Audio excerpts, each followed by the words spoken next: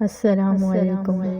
آج کے اس ویڈیو میں ہم ایک ایسی عبادت کے بارے میں بات کریں گے جو ہر انسان کرتا ہے مگر اس کی طاقت کو بہت کم لوگ سمجھتے ہیں، اور وہ ہے دعا۔ دعا کیا ہے؟ دعا کا مطلب ہے اللہ تعالیٰ کو پکارنا، اپنی حاجت، اپنی پریشانی، اپنی خوشی، سب کچھ اللہ کے سامنے رکھ دینا۔ نبی کریم صلی اللہ علیہ وسلم نے فرمایا، الدعاء هو العبادہ، یعنی دعا ہی اصل عبادت ہے، کیونکہ دعا میں بندہ یہ مان لیتا ہے کہ میں کمزور ہوں اور میرا اللہ سب سے طاقتور ہے۔ قرآن پاک میں اللہ تعالیٰ فرماتے ہیں، مجھ سے دعا کرو، میں تمہاری دعا قبول کروں گا۔ سوچیں، یہ وعدہ کس کا ہے؟ اللہ رب العزت کا۔ دنیا میں کوئی بھی آپ کو ایسا وعدہ نہیں دے سکتا، لیکن اللہ تعالیٰ خود فرما رہا ہے کہ بس مجھے پکارو۔ دعا قبول کیوں نہیں ہوتی؟ اکثر لوگ کہتے ہیں ہم دعا کرتے ہیں مگر قبول نہیں ہوتی۔ یاد رکھیں، دعا کبھی رد نہیں ہوتی۔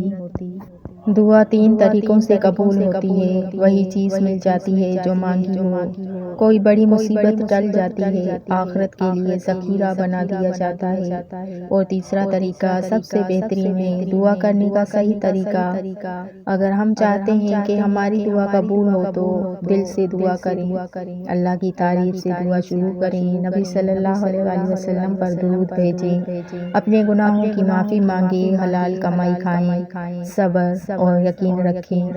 اللہ غفلت والے دل کی دعا قبول نہیں کرتا۔